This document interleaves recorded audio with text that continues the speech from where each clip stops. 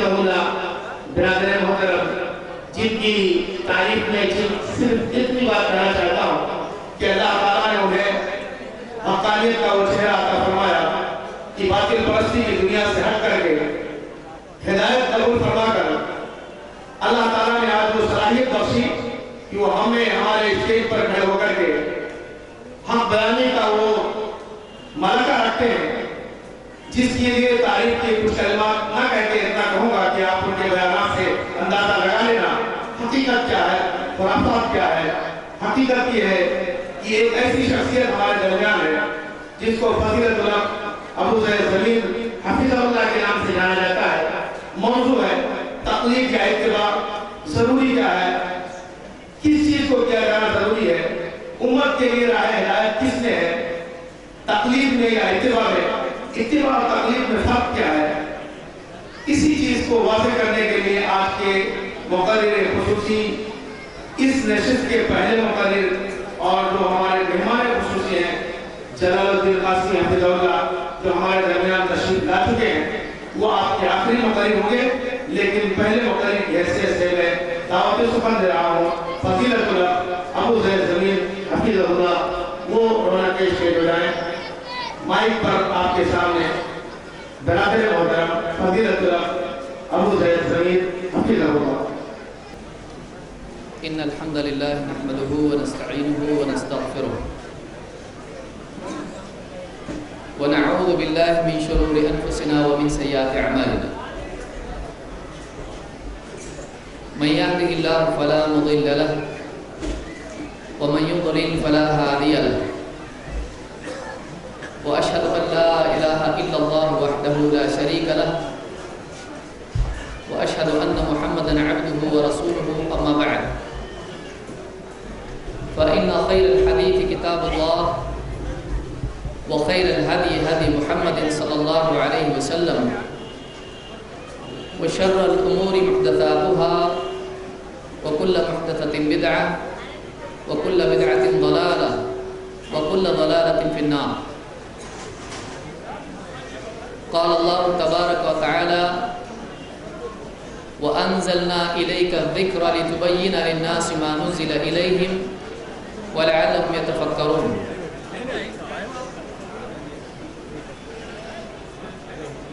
میرے محترم دینی بھائیوں اور قابل احترام ماں اور بہنوں، اللہ رب العالمین نے انسانیت کی ہدایت کے لیے قرآن کریم نازل فرمایا، ایک ایسی کتاب دی جس کی حفاظت کا اللہ تعالیٰ نے قیامت تک کے لیے وعدہ کر رکھا ہے، ذمہ لے رکھا ہے۔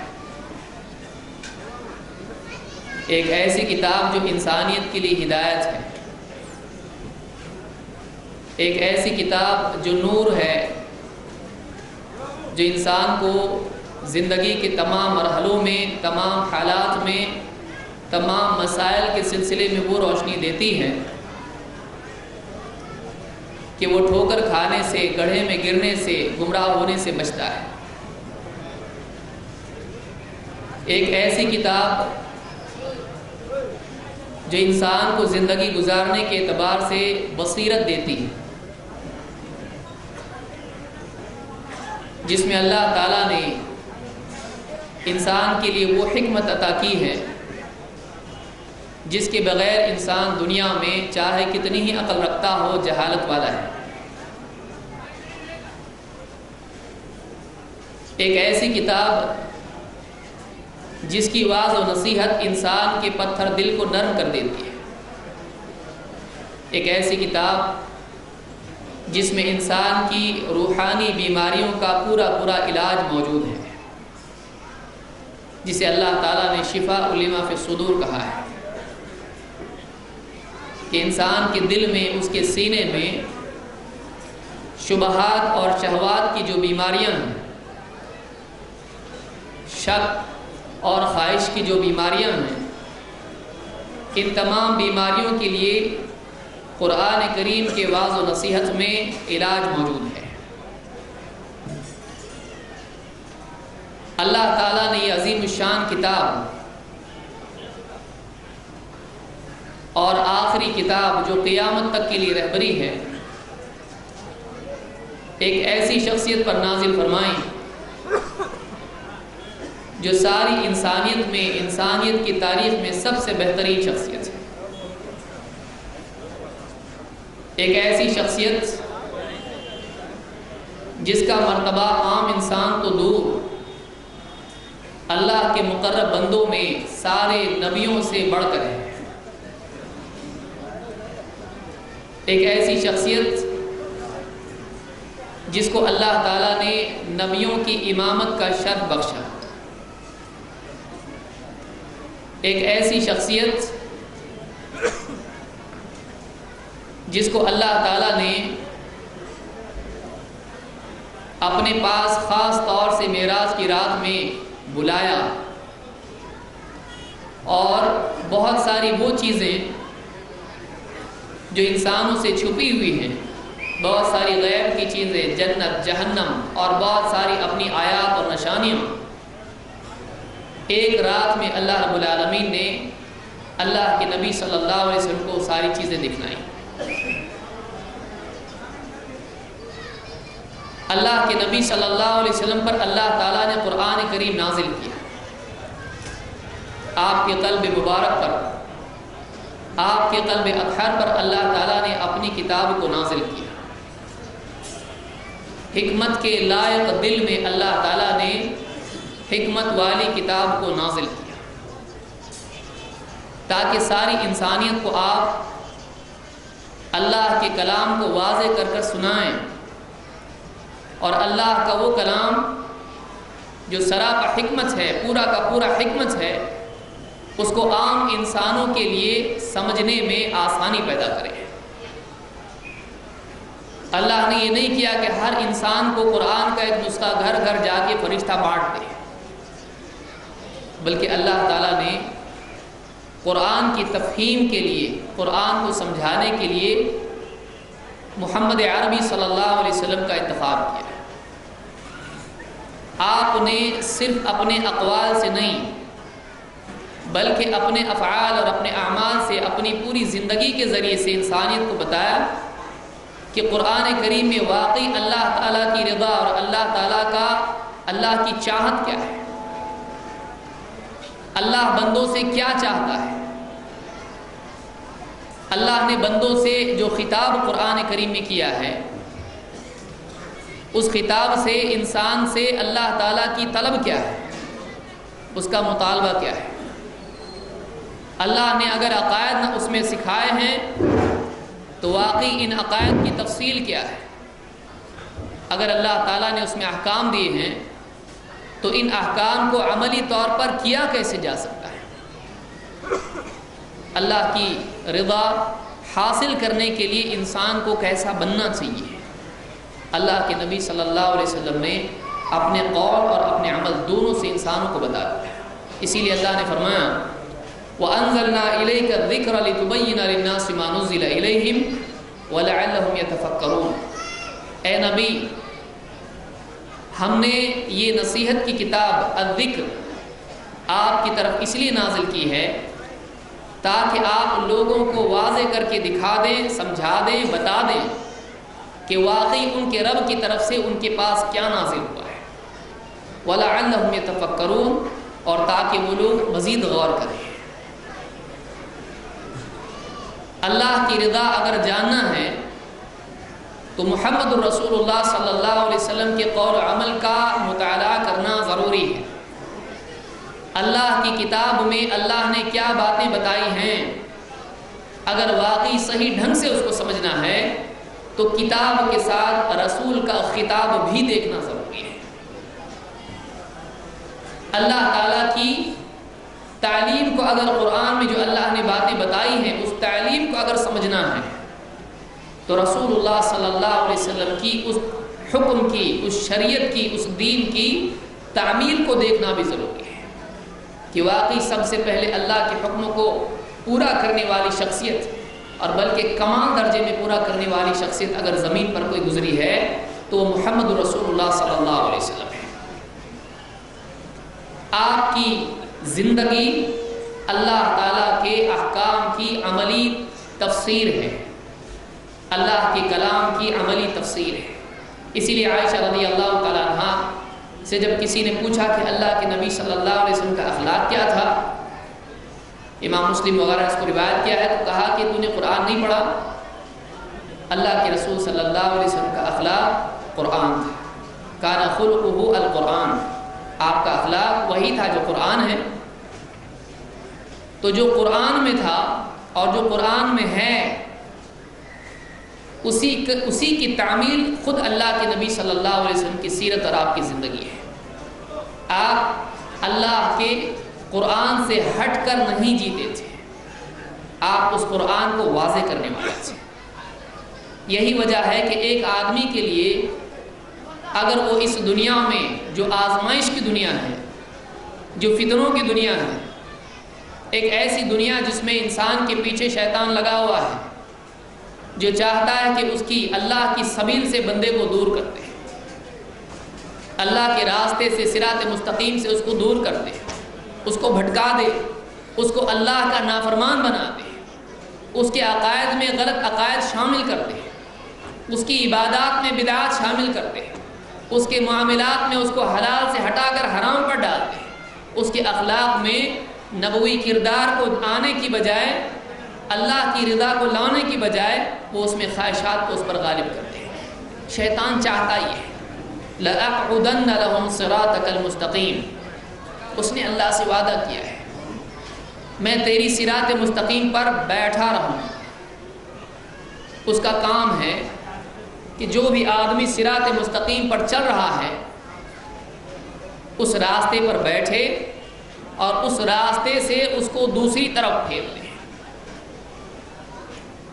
اور یہی انسان کا سب سے بڑا امتحان اور سب سے بڑی آزمائش ہے کہ واقعی وہ اللہ کی صراط پر چلتا رہتا ہے یا اس راستے کو چھوڑ کر کسی اور راستے پر چل پڑتا ہے۔ وَأَنَّ هَذَا صِرَاطِي مُسْتَقِيمًا فَاتَّبِعُوهُ وَلَا تَتَّبِعُوا السُّبُلَ فَتَفَرَّقَ بِكُمْ عَنْ سَبِيلِهِ، اللہ نے فرمایا کہ یہ میری سیدھی راہ ہے، وَأَنَّ هَذَا صِرَاطِي مُسْتَقِيمًا، یہ میرا سیدھا راستہ ہے، فَاتَّبِعُوهُ، تم اسی راستے پر چلتے رہو، وَلَا تَتَّبِعُوا السُّبُلَ فَتَفَرَّقَ بِكُمْ عَنْ سَبِيلِهِ، اور تم دوسری راہوں میں مت نکل جانا، وہ تمہیں اللہ کی راہ سے دور کر دیں گے۔ صراط مستقیم کو چھوڑ کر چاہے کتنا بھی خوشنما راستہ ہو، چاہے کتنی بھی عقل میں بات آتی ہو، چاہے کتنا بھی آدمی کا دل اس پر مطمئن ہو جائے، اللہ کا راستہ اگر آدمی چھوڑ دیتا ہے تو ایسے آدمی کو اللہ تعالیٰ جہنم میں پہنچا دیتا ہے۔ وہ اللہ کا راستہ کون سا راستہ ہے؟ اللہ کا راستہ وہ راستہ ہے جس پر اللہ کے نبی صلی اللہ علیہ وسلم اور آپ کے صحابہ چلے ہیں، یہ اللہ کا راستہ ہے۔ اسی لیے اللہ کے نبی صلی اللہ علیہ وسلم نے فرمایا میری امت میں 73 فرقے ہو جائیں گے، وَتَفْتَرِقُ أُمَّتِي عَلَىٰ 73 مِلَّةً كُلُّهُمْ فِي النَّارِ إِلَّا مِلَّةً وَاحِدَةً، میری امت 73 فرقوں میں بٹ جائے گی۔ بہت سارے لوگوں سے آپ نے سنا ہوگا کہتے بھائی 73 فرقے تو ہونے والے ہیں، اس سے آگے کوئی نہیں جانتا ہے۔ وہ یہ سمجھتے ہیں کہ 73 فرقے ہونے والے ہیں، لہٰذا ہم اپنے اپنے فرقے پر راضی رہیں۔ آگے اللہ کے نبی صلی اللہ علیہ وسلم نے فرمایا کلہم فی النار، سب کے سب جہنم میں جائیں گے، الا ملۃ واحدہ، سوائے ایک فرقے کے، ایک ملت کے، ایک جماعت کے۔ صحابہ نے پوچھا اللہ کے رسول وہ ایک کون ہوں گے؟ اللہ کے نبی صلی اللہ علیہ وسلم نے جواب دیا ما انا علیہ واصحابی، ما انا علیہ واصحابی، جس پر میں اور میرے صحابہ ہیں، جس پر میں اور میرے صحابہ ہیں۔ تو قیامت تک کے لیے چلنے کا راستہ بعد میں کسی اور کا بنایا ہوا راستہ نہیں ہے، بلکہ اللہ کے نبی صلی اللہ علیہ وسلم اور صحابہ سے جو ثابت راستہ ہے، جس پر آپ چلے، جس پر آپ کے صحابہ چلے، جو آپ کے اور صحابہ کے درمیان ایک راستہ تھا، کوئی نیا راستہ نہیں تھا۔ جس پر آپ چلے ہیں اور جس پر آپ کے ساتھ آپ کے صحابہ چلے ہیں، بعد والوں کے لیے بھی ضروری ہے کہ اسی راستے کو اپنائیں۔ یہی ہدایت والا راستہ ہے جس کے بارے میں ہم کو مستقل ہر نماز میں دعا کرنے کے لیے کہا گیا ہے۔ اہدنا الصراط المستقیم، اے اللہ ہم کو صراط مستقیم کی رہبری عطا فرما، ہم کو صراط مستقیم پر ہدایت دے دے، ہم کو صراط مستقیم پر جمائے رکھ۔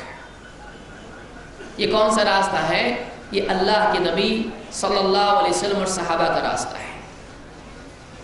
اللہ کے نبی صلی اللہ علیہ وسلم نے ایک حدیث میں فرمایا، جس کو امام حاکم نے اور اسی طرح سے امام مالک نے اپنی موطا میں روایت کیا الفاظ کے فرق کے ساتھ میں۔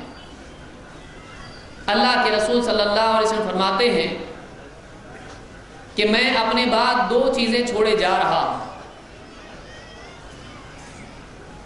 انی قد ترکت فیکم شیئین، میں نے اپنے بعد تمہارے درمیان دو چیزیں چھوڑی ہیں، میں دو چیزیں چھوڑ کے جا رہا ہوں۔ لن تضلوا بعدہما، ان دو کے بعد تم ہرگز گمراہ نہیں ہوگے۔ بعض لوگوں کو جب اہل حدیث کہتے ہیں دو ہی چیزیں تو ہمارے بہت سارے بھائی ناراض ہو جاتے ہیں، دو نہیں بھائی چار ہیں۔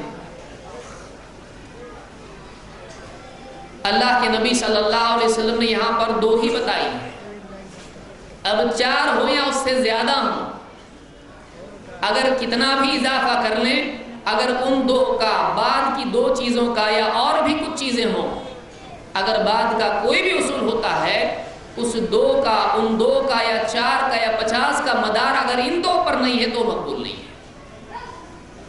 میں اپنے بعد دو چیزیں چھوڑے جا رہا ہوں، اگر ان دونوں کو مضبوطی سے تھامے رہو گے یا ان دو کے بعد تم کبھی گمراہ نہیں ہوگے۔ وہ دو چیزیں کیا ہیں؟ آپ نے فرمایا کتاب اللہ و سنتی ولن یتفرقا حتی یرد علی الحوض۔ وہ دو چیزیں کیا ہیں؟ ایک اللہ کی کتاب اور دوسرے میری سنت۔ ایک اللہ کی کتاب ہے اور دوسرے میری سنت ہے، اور یہ دونوں الگ نہیں ہوں گے یہاں تک کہ حوض پر مجھ پر وارد ہو یا پیش کیے جائے۔ قیامت تک کے لیے دو باقی رہیں گے۔ یہ نہیں کہ کسی زمانے میں جا کے ایسا ہو جائے بھائی پہلے کے دور کے لیے کتاب و سنت تھا، اب کچھ اور اصول ہے، اب نہیں ہے، اب بس دوسرا کچھ اصول بن گیا ہے، اب دوسرا اصول نہیں چلے گا۔ آپ نے فرمایا دونوں الگ نہیں ہوں گے یہاں تک کہ قیامت کے دن حوض کوثر پر مجھ پر پیش کیے جائیں۔ قیامت تک کے لیے دو بنیادی چیزیں دین کی ہیں، دو اصل ہیں، ان دو کے مطابق اگر کوئی بات ہے وہ قابل قبول ہے۔ ان دو سے اگر کوئی اصول یا کوئی فرع، کوئی ایک فقہی مسئلہ یا فقہی قاعدہ یا اس سے بڑھ کر عقیدہ، کچھ بھی بات ہو، بڑے سے بڑی شخصیت کی کہی بات ہے، اگر ان دو سے وہ بات ٹکراتی ہے، ان دو میں سے کسی ایک بات سے بھی وہ ٹکراتی ہے، اس کو قبول نہیں کیا جا سکتا۔ کتاب و سنت کا اگر فہم انسان کے پاس ہے اور اس فہم کی روشنی میں وہ چل رہا ہے تو وہ ہدایت پر ہے۔ لیکن اگر ایک آدمی اپنی عقل کو رہنما بنا لے، اپنے سماج کو رہنما بنا لے، باپ دادا کو اپنے لیے بنیاد بنا لے، اگر کسی ایک شخصیت کو ہدایت کے لیے خاص کر لے، اگر ایسا آدمی کرتا ہے تو اس نے ان دو اصولوں کو چھوڑ کے اپنے لیے کوئی اور اصول بنا لیا، اور ان کو چھوڑنا، ان کی خلاف ورزی کرنا، ان سے ہٹ کر اپنے لیے کوئی ہدایت تلاش کرنا، یہ خود گمراہی ہے۔ اسی لیے آپ نے کیا فرمایا؟ لن تضلوا بعدہما، ان دو کے بعد تم کبھی گمراہ نہیں ہوگے۔ اگر آج کوئی آدمی بدعات اور خرافات اور اندھی تقلید چھوڑ کر کتاب و سنت کی طرف آتا ہے، کوئی ہاتھ اس کا پکڑ کے پوچھتا ہے بھائی پہلے تو نیچے تھے ابھی اوپر کیسے چلے گئے؟ وہ کہتا ہے بھائی حدیث ہے ایسی، اللہ کے نبی صلی اللہ علیہ وسلم کی سنت ہے، پہلے تو تم کہیں ماتھا ٹیکتے تھے، اب کیا ہوا؟ اب کیوں چھوڑ دیا؟ پہلے بہت ساری چیزیں کرتے تھے، اب چھوڑ دیا کیوں؟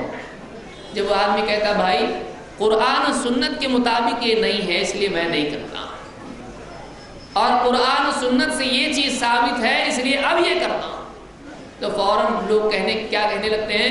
یہ گمراہ ہو گیا ہے، یہ بھٹک گیا۔ جب پیمانہ بگڑ جاتا ہے تو فیصلے بھی بگڑ جاتے ہیں۔ ایک آدمی کا ایک آدھ مرتبہ اگر تولنے میں ناپنے میں گڑبڑ ہو تو سمجھ میں آ جا سکتا ہے، بھائی کبھی کسی سے غلطی ہو جاتی ہے، ناپنے میں، تولنے میں، وزن کرنے میں، پیمانوں میں کبھی کبھی کسی سے غلطی ہو جاتی ہے، بھول چوک بھی ہو جاتی ہے، آمدن بھی کبھی وہ غلطی کر جاتا ہے، لیکن اگر اس کا پیمانہ ہی بگاڑ دیا جائے، اس کی فٹ پٹی ہی خراب کر دی جائے، الاسٹک کی جیسی بنا دی جائے، اس کے ترازو کو بگاڑ دیا جائے، پھر اس کے بعد وہ جب بھی فیصلہ کرے گا، جب بھی ناپے گا، جب بھی تولے گا، جب اس کا پیمانہ ہی بگڑا ہوا ہے تو اس کے سارے فیصلے غلط ہو جائیں گے۔ اس لیے شیطان کے لیے دو راستے ہیں، ایک تو یہ کہ کسی کو خواہشات میں ایسا پھنسا دیا جائے کہ وہ جانتے بوجھتے قرآن کی خلاف ورزی کرے، ایک تو طریقہ یہ ہے۔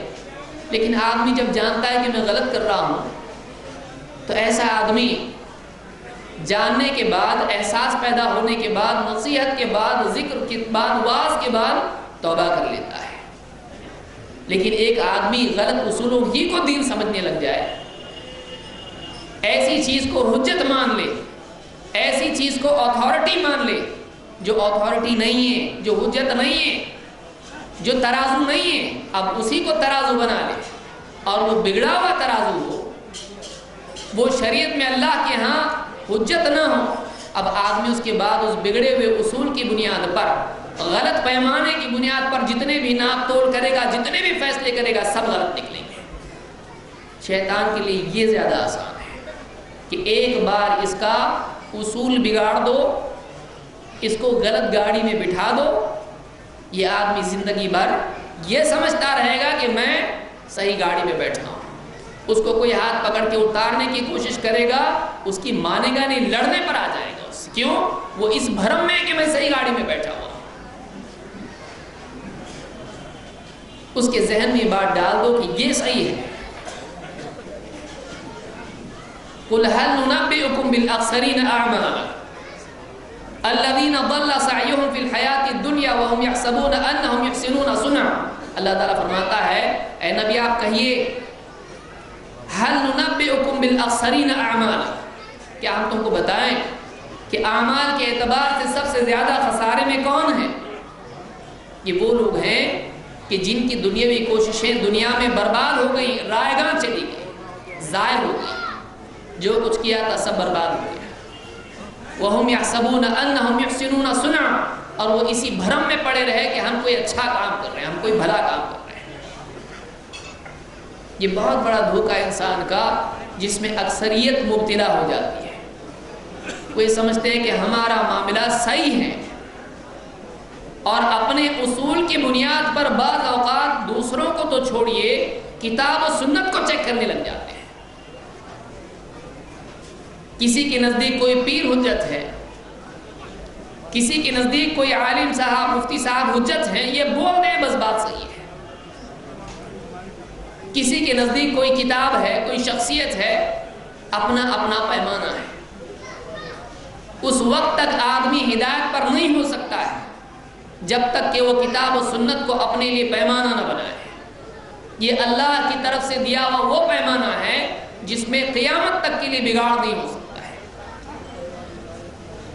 اِنَّا نَحْنُ نَزَّلْنَا الذِّكْرَ وَإِنَّا لَهُ لَحَافِظُونَ، اس ذکر کو، اس نصیحت کو، اس قرآن کو ہم ہی نے نازل کیا ہے، اور اس کے محافظ بھی ہم ہی ہیں۔ اللہ تعالیٰ نے اس کی حفاظت کا ذمہ لیا ہے۔ اللہ کے نبی صلی اللہ علیہ وسلم کی احادیث، آپ کی سنت قرآن کو سمجھاتی ہیں، اس کو مزید واضح کرتی ہیں۔ قرآن و سنت سے ہٹ کر اگر آدمی اصول و فروع اختیار کرتا ہے، عقیدہ و عمل بناتا ہے، ایسا آدمی گمراہ ہو جائے گا۔ اگر وہ انجانے میں ہے تو خطا ہے، اگر جانتے ہوئے ہے تو گمراہی ہے۔ لہذا بہت ضروری ہے کہ پہلی بات یہ یاد رکھیں کہ اللہ کے نبی صلی اللہ علیہ وسلم نے جو فرمایا کہ میں اپنے بعد دو چیزیں چھوڑے جا رہا ہوں۔ بعضوں کا کہنا ہے کہ یہ لوگ اجماع نہیں مانتے ہیں، یہ لوگ اجتہاد نہیں مانتے ہیں۔ بلا شبہ اہل الحدیث اجماع کو بھی مانتے ہیں اور اجتہاد کو بھی مانتے ہیں، لیکن اجماع وہ مانتے ہیں جو ثابت شدہ ہو، خیالی نہ ہو، جس پر واقعی مجتہدین کا اجماع ہو، نہ کہ بعد کے دور میں ان لوگوں کا جو علم نہ رکھتے ہوں وہ اجماع حجت نہیں ہوتا ہے۔ اجماع کی تعریف اگر آپ دیکھیں، اجماع کہتے کس کو ہے؟ اجماع کی خود تعریف میں ہے کہ دین کے مسائل میں، دینی امور میں نبی کریم صلی اللہ علیہ وسلم کے بعد امت کے مجتہدین کا کسی امر پر جمع ہونا، اس کا نام اجماع ہے۔ جب مجتہدین ہی نہیں ہیں تو پھر بعد میں اگر کوئی مجتہدین پر اجماع کر رہا ہے کسی شخص کا کسی مسئلے میں یا کسی مسلک پر، وہ کیسے حجت ہو سکتا ہے؟ اجماع کے لیے خود مجتہدین کا جمع ہونا ضروری ہے۔ اور اجتہاد کو ہم مانتے ہیں کہ بعد کے ادوار میں امت کے لیے ایسے مسائل جب آئیں گے جو صراحت کے ساتھ کتاب و سنت میں نہ ہوں، تو کتاب و سنت میں غور کر کے ان کے بارے میں فیصلہ کرنے والا عالم ہر زمانے میں موجود رہے گا۔ اور آج بھی کئی ایسے مسائل ہیں جن کو امت جانتی ہے، اہل الحدیث ان کے بارے میں کتاب و سنت میں غور کر کے اہل علم اس کا جواب دیتے ہیں۔ تو ہم ان دونوں کو مانتے ہیں، لیکن ان دونوں کے بارے میں معلوم کیسے پڑا کہ یہ حجت ہے؟ ان دونوں کی شرعی حیثیت معلوم کیسے پڑے گی؟ یہ فی نفس ہی کیسے دلیل بنتے ہیں؟ ان کا دلیل ہونا معلوم کہاں سے پڑے گا؟ ان کا دلیل ہونا معلوم پڑے گا کتاب و سنت سے۔ تو بلا شبہ دو ہی بنیادیں ہیں، اور باقی جتنی بھی باتیں ہیں وہ ان دو بنیادوں سے معلوم ہوتی ہے۔ اور وہ کیا ہے؟ کتاب اللہ و سنتی، اللہ کی کتاب اور میری سنت۔ اور آپ نے فرمایا کہ وَلَن يَتَفَرَّقَا حَتَّى يَرِدَ عَلَيَّ الْحَوْض، یہ دونوں الگ نہیں ہوں گے یہاں تک کہ حوض پر مجھ پر پیش کی جائے۔ اور اللہ کے نبی صلی اللہ علیہ وسلم نے جو کچھ دیا ہے، چاہے وہ قرآن کی صورت میں ہو یا آپ کی توضیحات اور آپ کی تشریحات، آپ کا قول اور آپ کا عمل ہو جو قرآن کے سمجھانے کے طور پر دیا گیا ہے، یا مستقلاً آپ نے اللہ کے حکم سے امت کو وہ بات بتائی ہو، ان تمام باتوں کا لینا مسلمان کے لیے بلکہ ہر انسان کے لیے لازم ہے۔ اللہ تعالیٰ قرآن کریم میں فرماتا ہے وَمَا آتَاكُمُ الرَّسُولُ فَخُذُوهُ وَمَا نَهَاكُمْ عَنْهُ فَانْتَهُوا، جو کچھ رسول تم کو دیں اسے لے لو، اور جس سے روک دیں اس سے رک جاؤ۔ اگر مال دیں مال لے لو، چاہے وہ فے کا مسئلہ ہو، اور اس سے روک دیں مت لو تو مت لو، رک جاؤ۔ اگر علم دے تو علم لو، حکم دے تو حکم لے لو۔ کسی حکم کا انکار نہیں کیا جا سکتا ہے، کسی خبر کا انکار نہیں کیا جا سکتا ہے، آپ کے فیصلے کا انکار نہیں کیا جا سکتا ہے۔ رسول سے جو کچھ بھی مل جائے، چاہے وہ مادی چیز ہو، دنیاوی چیز ہو یا دینی چیز ہو، اس کو لینا ضروری ہے۔ رسول کے فیصلے پر راضی ہونا پڑے گا۔ وَمَا آتَاكُمُ الرَّسُولُ فَخُذُوهُ، جو کچھ رسول تم کو دے اسے لے لو، جس سے روک دیں اس سے رک جاؤ۔ علماء نے کہا اس سے بات معلوم ہوتی ہے کہ ایسا نہیں کیا جا سکتا ہے کہ رسول اللہ صلی اللہ علیہ وسلم کی ایک چیز لی جائے اور ایک چیز چھوڑی جائے۔ کیوں؟ اس لیے کہ اللہ نے فرمایا جو کچھ دیں وہ سب لے۔ اب آپ دیکھیے بعض اوقات ایسا ہوتا ہے کہ ہمارے بہت سارے بھائی جو مختلف مکاتب فکر کے ہیں، بعض ان میں سے سند یافتہ بھی ہوتے ہیں۔ بہت ہی احترام کے ساتھ میں کہہ رہا ہوں، بعض اوقات ہوتا ہے کوئی بات کسی کو بری لگ جاتی ہے، لیکن بڑے ہی ادب کے ساتھ کہہ رہا ہوں کہ کوئی آدمی کسی مولوی صاحب کے پاس جاتا ہے اور چاہے وہ کوئی بنیادی مسئلہ ہو یا کوئی ایسا مسئلہ ہو جو ہمارا بنیادی مسئلہ نہیں ہے. کسی اہل حدیث سے اس کی بات ہوتی، کہتا ہے کہ رفع الیدین کیوں کرتا ہے، ہاتھ کیوں سینے پہ باندھتا ہے، یا فلاں مسئلہ ہے کیوں کرتا ہے اسے. اہل حدیث تو بتاتا بھی اللہ کے نبی صلی اللہ علیہ وسلم ایسا کرتے تھے، ہم نے پڑھا، ہمارے عالم صاحب نے ہم کو بتایا، حدیث کھول کی کتاب بتا دی، ہم نے دیکھا مان لیا. اب وہ آدمی جس کو پہلی بار معلوم پڑا، ظاہر بات ہے، فطری بات ہے، وہ دوسرے عالم کے پاس جائے گا، اس کے نزدیک جو قابل اعتبار آدمی ہے، عالم ہے، اس کے پاس ہو جاتا ہے. کہتا مولوی صاحب یہ جو سینے پہ ہاتھ باندھنا ہے یا رفع الیدین کرنا ہے یا قیام خلف الامام ہے، یہ صحیح ہے کہ غلط ہے، یہ سنت ہے کہ نہیں. عالم صاحب کیا کہتے ہیں، اور بڑا عجیب و غریب جواب ہوتا ہے. وہ کہتے ہیں یہ بھی سنت ہے، سینے پہ ہاتھ باندھنا بھی سنت ہے، رفع الیدین کرنا بھی سنت ہے، امام کے پیچھے پڑھنا بھی ثابت ہے، لیکن یہ امام شافعی کی سنت ہے، یہ امام شافعی کے مسلک میں ہے. وہ آگے پوچھتا ہے کہ امام شافعی جو ہیں، ہم چاروں اماموں کو مانتے ہیں. یہ بات یاد رکھیں، اگر کوئی ایسا بھائی آیا ہے جو اہل حدیث نہیں ہے، وہ یہ نہ سمجھے کہ ہم اماموں کو نہیں مانتے ہیں. ہم چاروں کو اور ساروں کو مانتے ہیں، جتنے بھی امام گزرے ہیں ہم سب کو مانتے ہیں، کسی ایک کو خاص نہیں کرتے ہیں، تعصب نہیں کرتے ہیں، بلکہ ہم سب کو مانتے ہیں، اور ہر ایک کی وہ بات مانتے ہیں جو کتاب و سنت سے نہ ٹکرائے. اب وہ آدمی جا کے پوچھتا ہے تو امام صاحب کہتے ہیں بھائی چاروں جتنے بھی امام تھے انہوں نے اللہ کے نبی صلی اللہ علیہ وسلم سے لیا ہے، لہذا یہ بھی سنت ہے، یہ بھی سنت ہے، یہ بھی سنت ہے، یہ بھی سنت ہے. چاروں کے پاس جو بھی ہے یہ سب سنت ہے، سب برحق ہیں، سب اہل حق ہیں. ہم بھی مانتے ہیں سب اہل حق ہیں اور سب حق پر چلنے والے تھے. لیکن اب اس سے جب کہتا ہے کہ بھائی جب وہ بھی ہے تو کیا ہم رفع الیدین کر سکتے ہیں، کیا ہم سینے پر ہاتھ باندھ سکتے ہیں، کیا ہم امام کے پیچھے قرأت کر سکتے ہیں سورۃ الفاتحہ کی. تو فوراً مولوی صاحب کہتے ہیں نہیں، ہمارے مسلک میں یہ نہیں ہے. ابھی تو آپ نے کہا وہ بھی سنت ہے، کہتے ٹھیک ہے لیکن ہم وہ نہیں کر سکتے ہیں. کیوں نہیں کر سکتے ہیں؟ ہمارے مسلک میں نہیں، ہمارے امام کے نزدیک یہ نہیں ہے، ہمارے نبی کے نزدیک اگر چاہیے ہے لیکن ہمارے امام کے نزدیک نہیں ہے. کس کو کس پر فیصل بنایا آپ نے؟ وہ آدمی پوچھتا کہ یہ سب جو بھی سنتیں ہیں، کہتے ہیں دیکھیے چاروں اماموں نے آپس میں سنتوں کو بانٹ لیا ہے.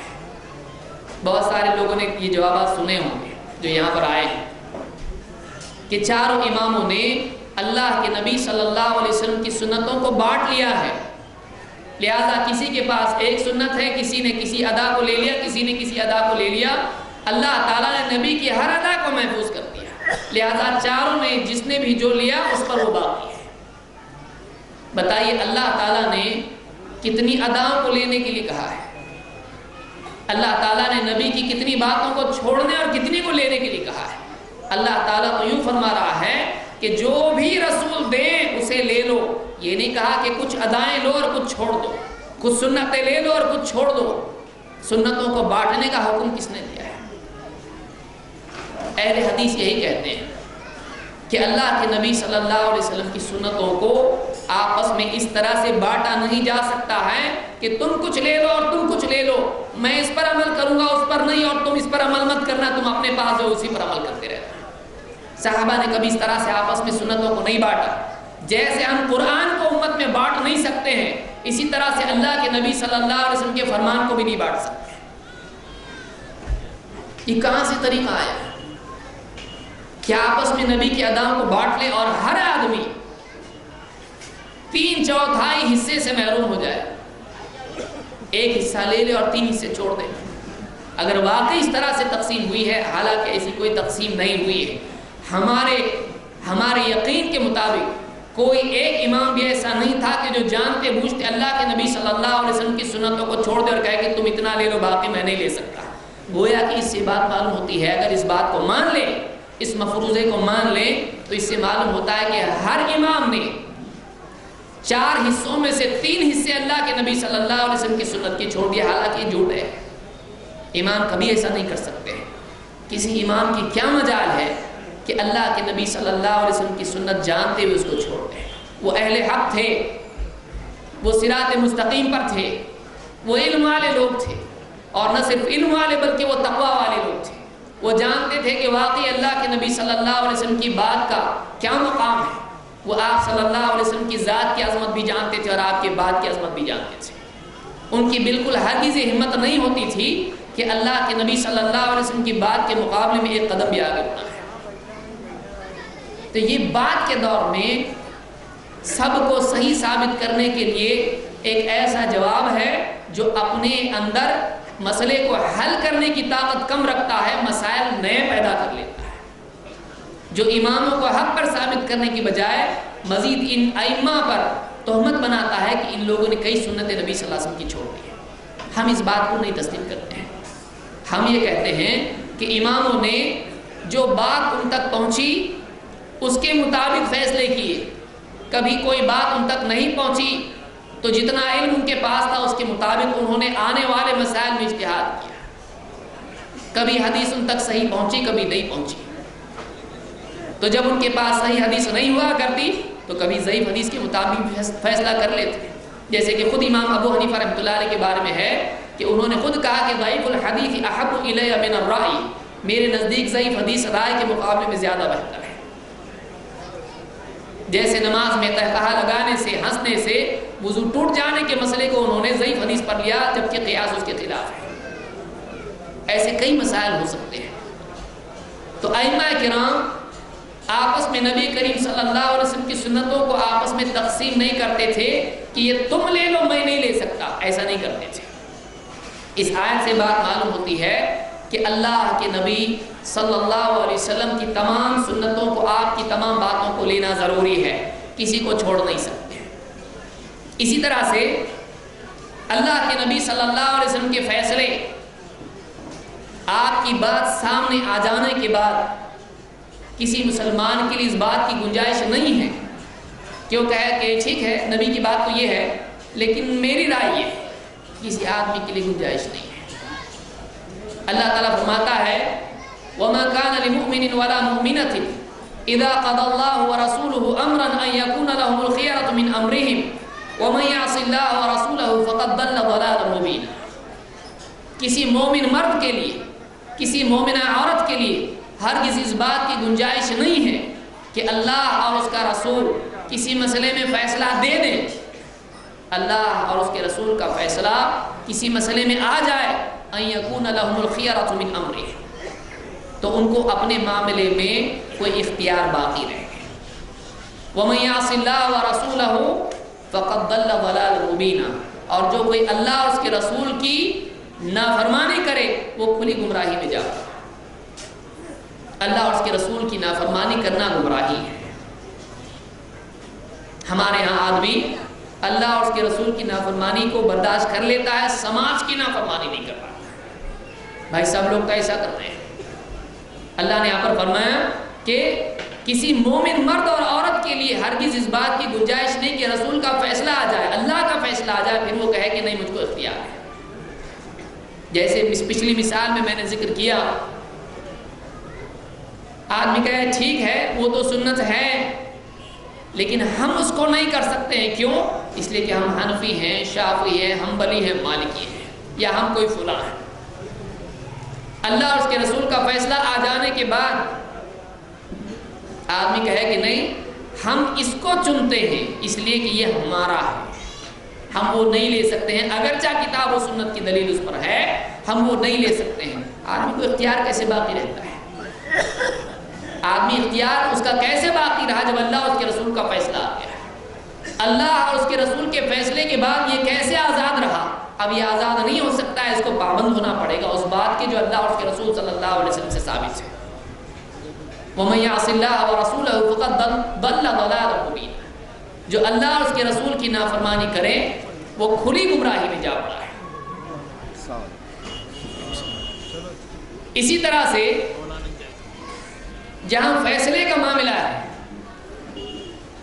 جہاں اللہ اور اس کے رسول کا قول ہے، وہیں اللہ کے نبی صلی اللہ علیہ وسلم کا فعل بھی حجت ہے۔ نبی کا طریقہ ہی ہے جو اللہ سے جوڑنے والا ہے۔ مسلسل 2 آیتوں میں اللہ تعالیٰ نے بتلا دیا ہے کہ اللہ کو کیا پسند ہے اور کیا پسند نہیں ہے، اللہ کس سے محبت کرتا ہے اور اللہ کس سے محبت نہیں کرتا ہے۔ اللہ تعالیٰ فرماتا ہے قُلْ إِن كُنتُمْ تُحِبُّونَ اللَّهَ فَاتَّبِعُونِي يُحْبِبْكُمُ اللَّهُ وَيَغْفِرْ لَكُمْ ذُنُوبَكُمْ وَاللَّهُ غَفُورٌ رَحِيمٌ قُلْ أَطِيعُوا اللَّهَ وَالرَّسُولَ فَإِن تَوَلَّوْا فَإِنَّ اللَّهَ لَا يُحِبُّ الْكَافِرِينَ۔ 2 آیتیں ہیں سورہ آل عمران کی۔ ان 2 آیتوں میں پہلی آیت میں اللہ تعالیٰ نے بتلا دیا کہ اللہ کس سے محبت کرتا ہے اور اللہ کا محبوب بننے کا راستہ کیا ہے، اور دوسری آیت میں اللہ تعالیٰ نے بتا دیا کہ اللہ کس سے محبت نہیں کرتا ہے اور کون آدمی ہے جو اللہ کے نزدیک مبغوض ہے بلکہ اللہ کے نزدیک مومن ہی نہیں۔ 2 آیتوں میں اللہ تعالیٰ نے محبوب اور مبغوض یہ دونوں لوگ بتا دیے۔ اللہ نے فرمایا اور قول عمل دونوں کے اعتبار سے آیت شامل ہے۔ پہلی میں اتباع کا حکم ہے اور دوسری میں اطاعت کا حکم ہے۔ اللہ تعالیٰ فرماتا ہے قُلْ إِن كُنتُمْ تُحِبُّونَ اللَّهَ فَاتَّبِعُونِي يُحْبِبْكُمُ اللَّهُ۔ اے نبی آپ کہہ دیجئے کہ اگر تم واقعی اللہ سے محبت کرتے ہو تو میری پیروی کرو، میری اتباع کرو، اللہ بھی تم سے محبت کرے گا۔ وَيَغْفِرْ لَكُمْ ذُنُوبَكُمْ اور تمہارے گناہوں کی مغفرت کر دے گا۔ وَاللَّهُ غَفُورٌ رَحِيمٌ اور اللہ بڑا مغفرت کرنے والا، بڑا رحم فرمانے والا ہے۔ اس آیت میں اللہ نے بتا دیا کہ اگر واقعی تم اللہ سے محبت کرتے ہو تو تم کو نبی کی اتباع کرنی پڑے گی۔ اے نبی آپ کہیے اگر اللہ سے محبت کرتے ہو تو میری اتباع کرو، نبی کی اتباع کرو، محمد رسول اللہ صلی اللہ علیہ وسلم کی سنتوں کی پیروی کرو، آپ نے جیسا کیا ویسا کرو، آپ کو اپنے لیے اسوہ اور نمونہ بناؤ، آپ کے عمل کو سارے اعمال کے مقابلے میں، تمام شخصیتوں کے مقابلے میں آپ کے طرز عمل کو حجت بناؤ، آپ کی پیروی کرو، اللہ تم کو اپنا محبوب بنائے گا۔ اللہ کی محبت اس وقت تک کہ حاصل نہیں ہو سکتی ہے جب تک کہ محمد رسول اللہ صلی اللہ علیہ وسلم کی سنت کی اتباع زندگی میں نہ آئے۔ اللہ کی محبت چاہیے تو نبی کریم صلی اللہ علیہ وسلم کی سنت اپنی زندگی میں لانا پڑے گا۔ یحببکم اللہ، اللہ بھی تم سے محبت کرے گا۔ فاتبعونی یحببکم اللہ، تم میری اتباع کرو اللہ تم سے محبت کرے گا۔ یہاں عمل کرو وہاں اللہ کی جزا ملے گی۔ جو آدمی چاہتا ہے کہ اللہ کا ولی بنے، جو آدمی چاہتا ہے کہ اللہ کا قرب اس کو حاصل ہو، جو آدمی چاہتا ہے کہ اللہ سے اس کا تعلق قوی ہو، وہ اللہ والا ہو جائے۔ اس کو اللہ والا ہونے سے پہلے نبی والا ہونا پڑے گا۔ جب تک کہ محمد رسول اللہ صلی اللہ علیہ وسلم کی سنتیں زندگی میں نہیں آتی ہیں تب تک کہ وہ اللہ کا مقرب نہیں بن سکتا ہے۔ تو اللہ نے یہاں پر فرمایا فَاتَّبِعُونِ يُحْبِبْكُمُ اللَّهُ، اس سے معلوم ہوا کہ نبی کریم صلی اللہ علیہ وسلم کی سنت ہی وہ اصل ہے جس کی بنیاد پر ایک آدمی ولی بن سکتا ہے۔ اولیاء کا راستہ یہی ہے، سنت۔ جنت کا راستہ سنت والا راستہ ہے۔ کسی کو جنت میں جانا ہے اس کو سنت پہ آنا پڑے گا، جنت میں جانے کے لیے سنت پہ آنا پڑتا ہے، اور کوئی راستہ نہیں۔ فلاں شخصیت فلاں لوگ فلاں، سنت پہ اگر آتا ہے تو اللہ کا قرب ملے گا۔ اور دوسری آیت میں یہاں بتایا اللہ نے اللہ کب محبت کرتا ہے، کس سے محبت کرتا ہے؟ اللہ اس سے محبت کرتا ہے جو نبی صلی اللہ علیہ وسلم کی اتباع کرتا ہے۔ اور آگے اللہ نے فرمایا قُلْ أَطِيعُوا اللَّهَ وَالرَّسُولَ، اے نبی آپ یہ بھی کہہ دیجئے، دونوں آیتیں قل سے شروع ہو رہی ہیں۔ سارا قرآن پہنچانے کے لیے ہے، چھپانے کے لیے نہیں ہے، لیکن پہنچانے والے قرآن میں جس کو پہنچانا نبی پر لازم ہے، یا ایھا الرسول بلغ ما انزل الیک من ربک، اے رسول جو آپ کے رب کی طرف سے آپ پر نازل کیا گیا ہے، آپ کی طرف نازل کیا گیا ہے، اس کو پہنچا دیجئے۔ وہ تو سارے قرآن کے بارے میں، بلکہ قرآن کے علاوہ جو نازل ہونے والی وحی ہے اس میں بھی یہ حکم ہے۔ پہنچانے کا حکم تو ہے ہی، لیکن خاص آیات ہیں جن میں اللہ تعالیٰ نے کہا کہ اے نبی آپ کہیے، جس سے اور تاکید معلوم ہوتی ہے کہ لوگوں کو تاکید کے ساتھ بتایا جا رہا ہے کہ نبی کو خاص حکم دیا ہے کہ لوگوں کو بتاؤ یہ بات۔ تو دو آیتیں، دونوں میں کہا جا رہا ہے قل، اے نبی آپ کہو لوگوں سے، بتاؤ لوگوں کو یہ بات، یہ خصوصی بات ہے، یہ بنیادی بات ہے، بتاؤ اس کو، تاکید کے ساتھ اس کو بتاؤ۔ قل اطیعوا اللہ والرسول، اے نبی آپ کہیے کہ اللہ کی فرما برداری کرو اور رسول کی فرما برداری کرو۔ فَإِن تَوَلَّوْا فَإِنَّ اللَّهَ لَا يُحِبُّ الْكَافِرِينَ، اگر یہ انکار کے ساتھ پیٹ پھیر کے نکل جاتے ہیں، تسلیم نہیں کرتے ہیں، مانتے نہیں ہیں، تو اللہ تعالیٰ انکار کرنے والوں کو، کافروں کو پسند نہیں کرتا ہے۔ انکار کرنے والوں سے، کافروں سے اللہ تعالیٰ محبت نہیں۔ کافر کہتے کس کو ہے؟ کافر کہتے ہیں جو انکار کرتے ہیں، اس کو کافر کہتے ہیں۔ تو پہلی آیت میں اللہ کی محبوبیت کا ضابطہ ہے، اور دوسری آیت میں کفر کا راستہ بتایا گیا ہے کہ اگر تم نے نبی کی اور اللہ اور اس کے رسول کی بات کا انکار کر دیا تو تم نے اپنے آپ کے لیے کفر کا راستہ کھول دیا۔ قل اطیعوا اللہ والرسول فَإِن تَوَلَّوْا فَإِنَّ اللَّهَ لَا يُحِبُّ الْكَافِرِينَ، کہ کہو کہ اے نبی آپ کہہ دو اللہ کی فرما برداری کرو، اس کے رسول کی فرما برداری کرو، اور اگر یہ پیٹ پھیر کے نکل جاتے ہیں، نہیں مانتے ہیں، تو پھر اللہ تعالیٰ کافروں سے محبت نہیں کرتا ہے۔ اسی طرح سے اگر نبی کریم صلی اللہ علیہ وسلم کے مقابلے میں کسی اور شخصیت کو، آج آپ دیکھیں کہ کہتے ہیں ٹھیک ہے سب سنت ہے لیکن ہم فلاں مسلک والے ہیں، ہم کیسے عمل کر سکتے ہیں، ہمارے مسلک میں یہ نہیں ہے، آپ کے مسلک میں نہیں، آپ کے دین میں ہے، نبی کے دین میں ہے، صحابہ کے دین میں تھا، جب ان کے ہاں تھا، جب نبی سے چیز مل رہی ہے، آپ اپنے آپ کو کیوں پابند کر رہے ہو کہ آپ نبی کی بات نہیں لے سکتے فلاں کے کہنے کی وجہ سے؟ آپ نبی کی بات کو چھوڑ رہے ہو فلاں کے فیصلے کی وجہ سے۔ آپ نے جج کس کو بنایا، نبی کو یا غیر؟ اللہ کے نبی صلی اللہ علیہ وسلم کی ایک لمبی روایت ہے جس کو امام الدارمی نے اور اپنی سنن میں اور امام احمد نے اپنی مسند میں اس کو روایت کیا ہے۔ اللہ کے نبی صلی اللہ علیہ وسلم فرماتے ہیں لو بدا لکم موسیٰ فاتبعتموہ وترکتمونی لضللتم عن سواء السبیل ولو کان حیا ولو کان موسیٰ حیا وادرک نبوتی ما وسعہ الا اتباعی، یا بعض روایتوں میں ہے ما حل له الا ان يتبعني، کہ اب دیکھیے کتنی واضح روایت ہے جس میں اللہ کے نبی صلی اللہ علیہ وسلم نے بتایا کہ اگر آپ کے مقابلے میں رسول کو بھی رکھا جائے، آپ کی بات کے مقابلے میں رسول کی پیروی کی جائے، آپ کی سنت کے مقابلے میں رسول کی سنت کو لیا جائے، تب بھی آدمی گمراہ ہو جاتا ہے۔ غیر رسول میں کیسے ہدایت پر ہو سکتا ہے؟ مزید یہ کہ سنت پہ چلنے والے کو گمراہ کہنے والا جرت، گناہ پر جرت کتنی بڑی ہو جاتی ہے۔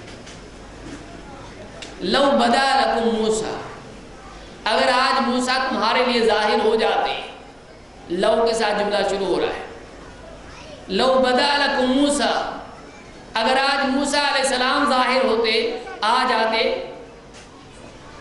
اور فَاتَّبَعْتُمُوهُ، اور تم ان کی اتباع کرنے لگ جاتے۔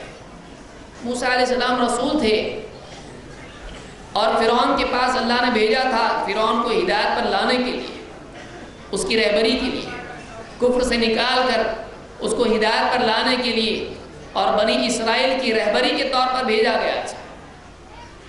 کما ارسلنا الی فرعون رسولا، اللہ نے خود کہا ہے اخرج قومک من الظلمات، لوگوں کو گمراہی سے ہدایت کی طرف لانے کے لیے موسیٰ علیہ السلام بھیجے گئے۔ لیکن آپ فرماتے ہیں کہ اگر تمہارے سامنے آج موسیٰ علیہ السلام آ جاتے فَاتَّبَعْتُمُوهُ وَتَرَكْتُمُونِي، اور تم انہیں تم ان کی اتباع کرتے اور مجھے چھوڑ دیتے، لَضَلَلْتُمْ عَنْ سَوَاءِ السَّبِيلِ، تو تم سیدھے راستے سے بھٹک جاتے۔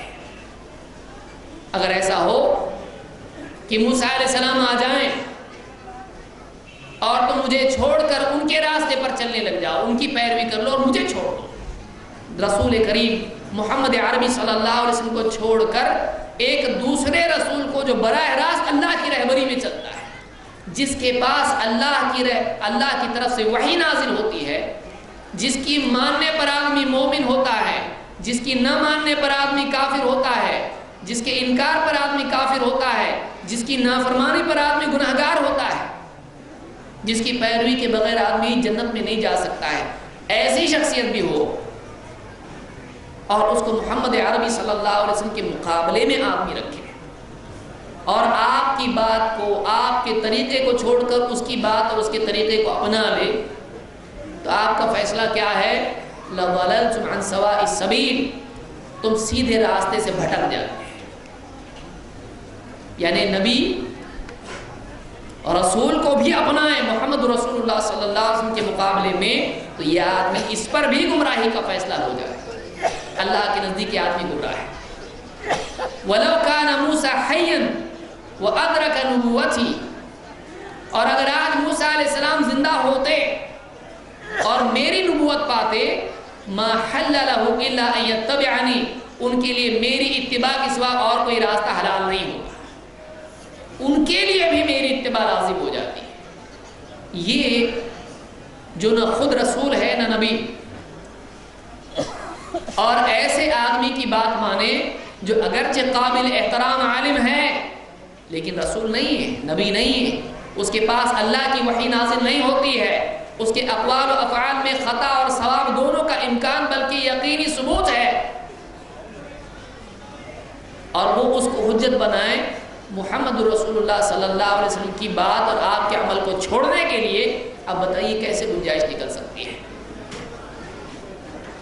کہ ایک آدمی رسول کو چھوڑ کر دوسرے رسول کو نہیں لے سکتا ہے، وہ محمد صلی اللہ علیہ وسلم کو چھوڑ کر، آپ کی بات اور آپ کے طریقے کو چھوڑ کر کسی ایسی شخصیت کو حجت بنا لے جو نہ خود رسول ہے اور نہ نبی ہے، اور جس کے بارے میں اللہ کی طرف سے کوئی حجت نازل نہیں ہوئی، جس کے بارے میں خود نبی کریم صلی اللہ علیہ وسلم نے کوئی حجت نہیں چھوڑی۔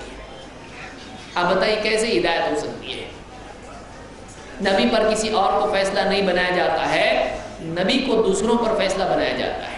اس لیے اللہ نے کیا فرمایا کہ ان کو اللہ اس کے رسول کا فیصلہ آ جانے کے بعد ایمان والوں کے لیے کوئی گنجائش باقی نہیں رہتی ہے، اب کسی فیصلے کا انتظار کریں، یہ مومن ہے؟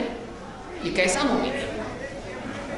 بات تو ٹھیک ہے، رسول کی بات ہے، لیکن فلاں سے پوچھ لیں گے، دیکھیں گے ہمارے لیے جائز ہے کہ نہیں ہے، رسول کی سنت ہے، ہمارے لیے جائز ہے کہ نہیں جائز ہے۔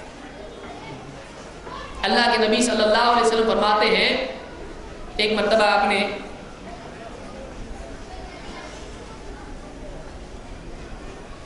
مرتبہ پیاز اور لہسن کے سلسلے میں اللہ کے نبی صلی اللہ علیہ وسلم نے اپنی ناپسندیدگی کا اظہار کیا صحابہ سے،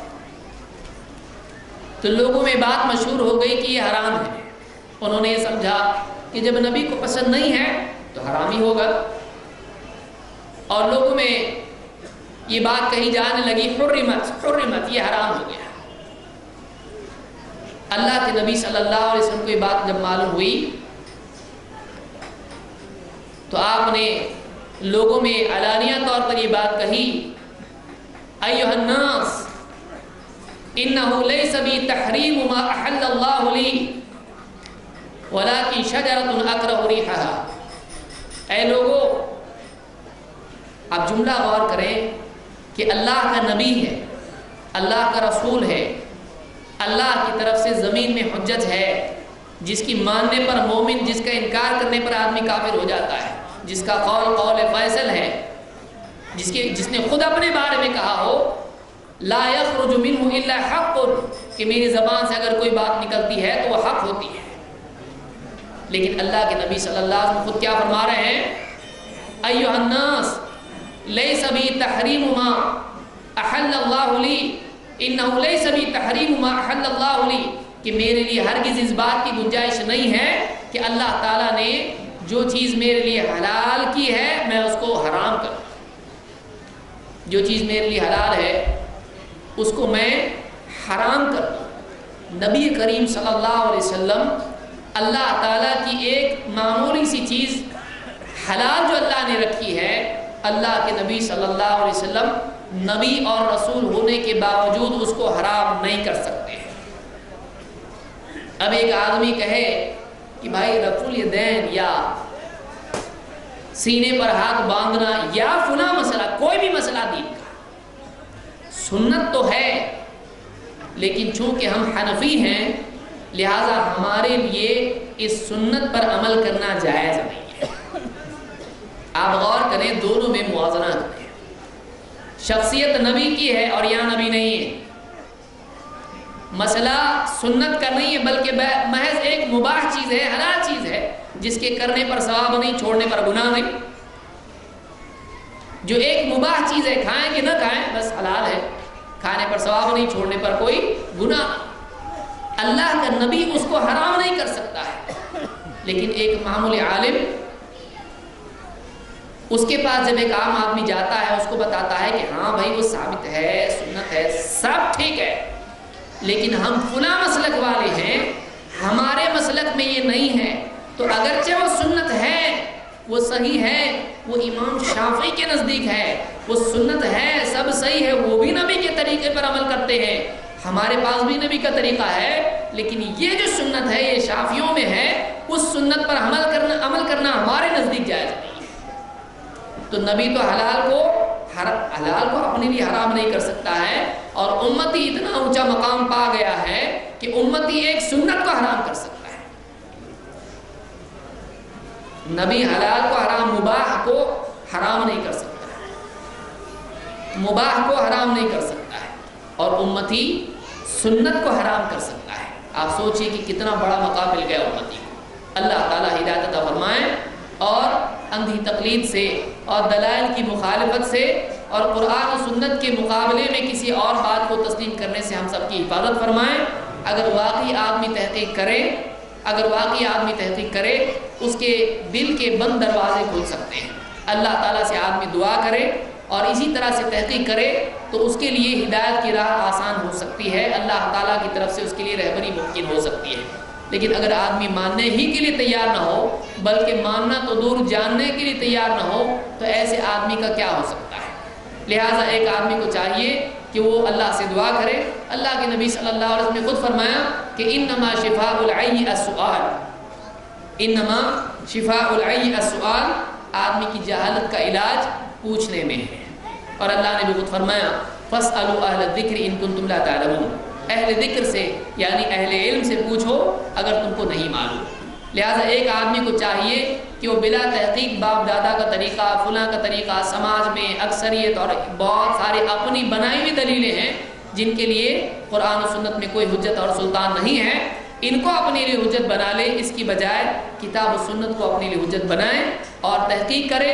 جو بھی بات اللہ اور اس کے رسول کے مطابق ہو اس کو قبول کرے، چاہے کوئی بھی امام کہے، کوئی بھی عالم کہے، اور جو بھی بات کتاب و سنت سے ٹکراتی ہو اس کو چھوڑ دے، چاہے بڑی سے بڑی شخصیت اس کو کہے۔ یہی طریقہ اللہ کے نبی صلی اللہ علیہ وسلم نے سکھایا ہے، یہی صحابہ کا طریقہ تھا، یہی چاروں اماموں کا طریقہ تھا، یہی اولیاء کا طریقہ ہے، اور یہی ہر عقل مند مومن کا طریقہ ہے۔ اللہ تعالیٰ اس طریقے پر چلنے والا ہم کو بنائے اور ہمارے لیے علم اور عمل کو خیر کے مطابق عافیت سے آسان فرمائیں، ہم کو ہدایت والے راستے پر آخر سانس تک جمنے کی توفیق عطا فرمائیں۔ اقول قولی ھذا واستغفر اللہ لی ولکم۔